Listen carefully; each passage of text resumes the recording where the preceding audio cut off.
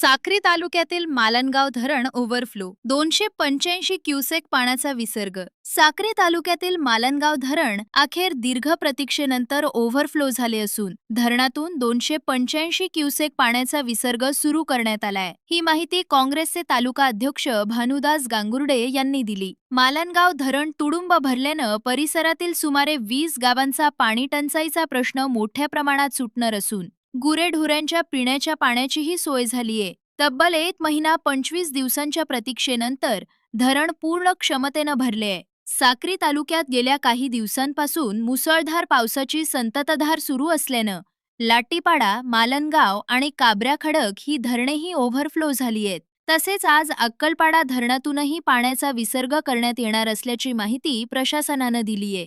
दरम्यान नदीकाठील नागरिकांनी सतर्क राहावे, पाण्यात उतरू नये, गुरेढोरे पाण्यात नेऊ नयेत. तसेच पुलावरून पाणी वाहत असताना कोणत्याही परिस्थितीत वाहनं घेऊन जाऊ नयेत, असे आवाहन साक्रीचे तहसीलदार साहेबराव सोनवणं यांनी केलेय. मालनगाव धरणातून पाण्याचा विसर्ग सुरू झाल्यानं साक्रीची कान नदीही दुथडी भरून वाहण्याची शक्यता असून परिसरातील धबधबेही ओसंडून वाहणार आहेत. मीडिया लाईव्हसाठी रफिक शेख, साक्री, धुळे. साक्री तालुक्यातील मालनगाव धरण हे आज सकाळी 100% पूर्ण भरून सांडव्यातून कान नदीच्या पात्रात 285 क्युसेस पाणी सोडलं जात आहे. त्याच्यामुळे कान नदी काठाला पूर येण्याची शक्यता आहे. करिता नदीकाठच्या गावातील ग्रामस्थांनी सावधगिरी बाळगण्याची गरज आहे. जास्त पाणी असल्यास नदीपात्रातून जाऊ नये. हे 400 एमसेफ्टीचं मालनगाव धरण आहे. हे एक प्रकारचं या कान नदीकाठच्या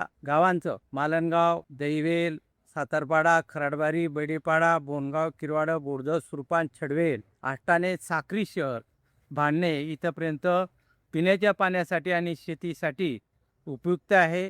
एक जीवनदायिनी आहे. आणि या धरणावर जे काबऱ्याखडक धरण आहे 100 एमसेफ्टीचं, पण प्रशासनाच्या पाटबंधारे विभागाकडनं मिळालेल्या माहितीनुसार ते धरण फक्त 59% भरलं गेलं आहे, की जे गेल्या 5-7 वर्षापासून सांडव्याचं काम चालू असल्याने धरणाचं पाणी साठवलं जात नव्हतं.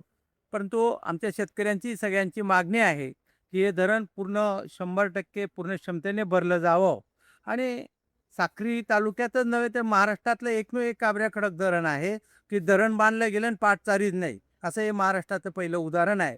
त्याच्यामुळे पाटबंधारे विभागाने दखल घेणे गरजेचं आहे. आणि एकूणच साक्री तालुक्यातले मालनगाव असेल, काबऱ्याखडक असेल, जामखेली असेल, लाटीपाडा हे सगळे धरण या 2-3 दिवसामध्ये ओव्हरफ्लो झालेले आहेत, भरलेले आहेत. जिल्हा प्रशासन आणि पाटबंधारे विभागाला माझी विनंती आहे आणि साक्री तालुक्याच्या सर्व शेतकऱ्यांची, ग्रामस्थांची मागणी आहे की हे नदीमध्ये पाणी जे वाहून जात आहे त्याऐवजी पाटचारीतून हे पाणी सोडण्यात यावं, जेणेकरून पर्क्युलेशन होतील, लहान लहान लघु बंधारे हे भरले जातील.